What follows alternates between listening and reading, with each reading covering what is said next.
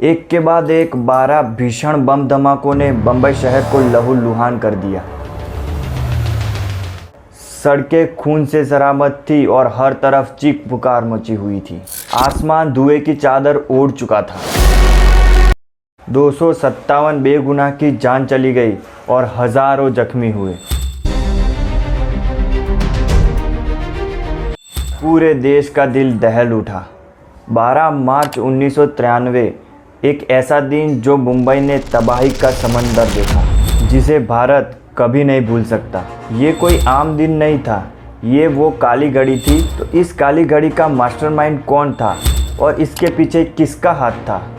वो कौन शख्स था जिसने इतिहास के पन्नों पर ब्लैक फ्राइडे की काली स्याही से अपनी जगह बढ़ा डाली? ये सिर्फ कोई धमाका नहीं था, ये भारत की सुरक्षा पर अब तक का सबसे बड़ा तमाचा था, जिसने हर हिंदुस्तान के दिल में आक्रोश और दर्द की आग जला डाली। मुंबई की चमक धमक के पीछे एक अंधेरा सच छिपा था, जहां सपने और ख्वाब खौफनाक हकीकत से भरे हुए थे। ये केस की शुरुआत होती है जब 129 केसों की फाइल में सुपरस्टार संजय दत्त का नाम आया।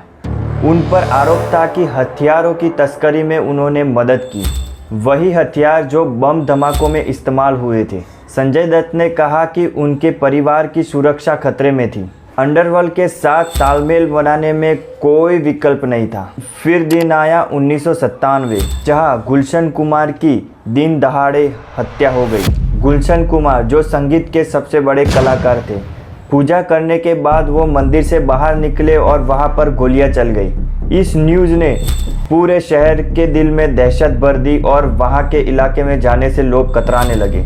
समय बीतने के साथ अंडरवर्ल्ड की काली छाया ना बॉलीवुड तक सीमित रही, बड़े बिजनेसमैन, पॉलिटिशियंस और क्रिकेटर्स और म्यूजिक इंडस्ट्री तक उनकी पहुंच थी।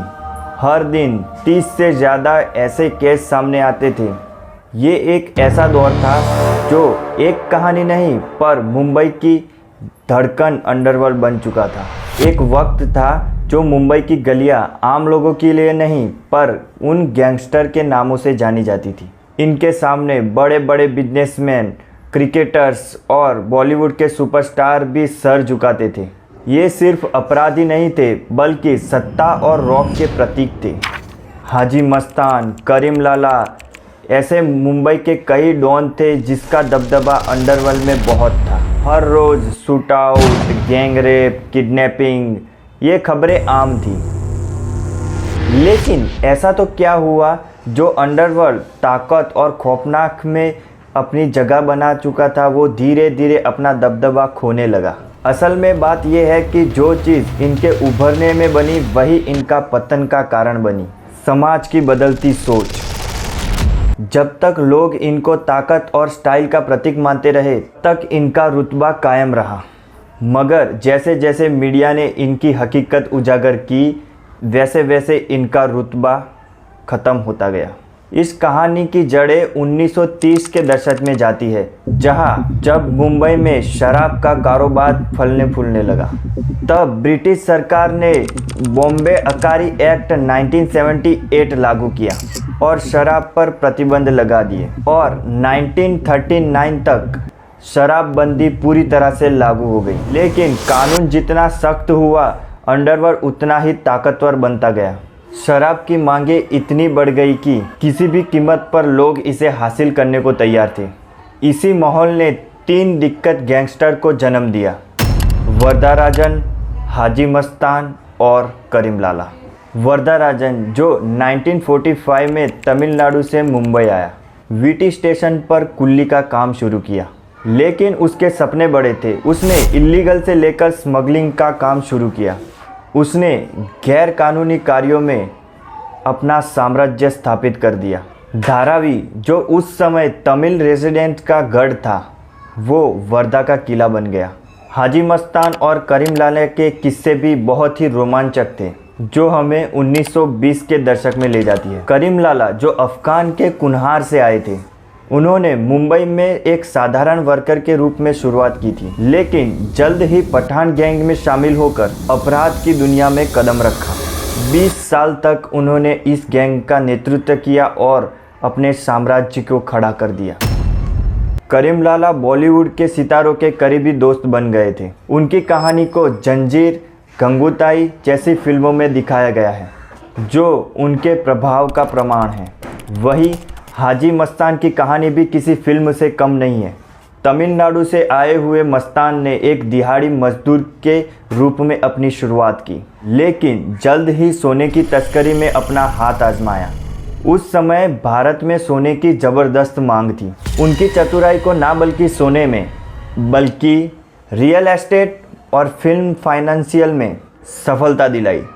1960 और 1970 में जब फिल्म प्रोड्यूसर के पास पैसे की कमी थी, मस्तान ने उन्हें फंडिंग्स देकर अपने साम्राज्य को और मजबूत किया। 1918 से पहले का मुंबई अंडरवर्ल्ड एक सुनियोजित व्यवसाय था। करीम लाला, हाजी मस्तान और वर्धा राजन जैसे डॉन्स ने इस समय को अपनी तरीके से गढ़ा। इन डॉन्स ने अपराधी नहीं बल्कि स्मार्ट बिजनेसमैन के रूप में अपने आप को स्थापित किया। 1990 का दशक आते आते अंडरवर्ल्ड इतना गहरा फैल गया कि उसकी छाया बॉलीवुड पर भी पड़ने लगी। गुलशन कुमार, जो संगीत के बड़े कलाकार थे, जो टी सीरीज़ के माध्यम से बॉलीवुड पर अपने जगह बनाए रखे हुए थे, उनकी हत्या ने पूरे मुंबई को टहला कर रख दिया। इस घटना ने बॉलीवुड में खौफ का माहौल पैदा कर दिया। डायरेक्टर राजीव राय पर भी हमले हुए और भी कई सितारे जैसे संजय दत्त और शाहरुख खान ने गैंगस्टर की धमकियों का सामना किया। मोनिका बेदी, जो अब्बू सलीम की गर्लफ्रेंड थी। 90s का बॉलीवुड जो अंडरवर्ल्ड के शिकंजे में फंसा हुआ था। प्रीति जिंटा ने भी खुलासा किया था कि उन्हें भी धमकियां मिलती थी। उसके बाद एक नई ताकत ने जन्म लिया, दाऊद इब्राहिम। दाऊद इब्राहिम का मुंबई के अंडरवर्ल्ड में एक महत्वपूर्ण मोड़ था। उसने पहले हाजी मस्तान और करीम लाला के साथ काम किया, लेकिन जल्द ही अपनी महत्वाकांक्षा को चलते उनके खिलाफ कर दिया। दाऊद की खून खराबे करने वाली प्रवृत्ति और राजनीति की चाहत ने उसे अंडरवर्ल्ड का बादशाह बना दिया। ये कहानी ना बल्कि एक अंडरवर्ल्ड की, बल्कि एक ऐसे समाज की भी है जो डर और आतंक के साए में पल रहा था, लेकिन साहस और उम्मीद के साथ अपने हक के लिए खड़ा हुआ।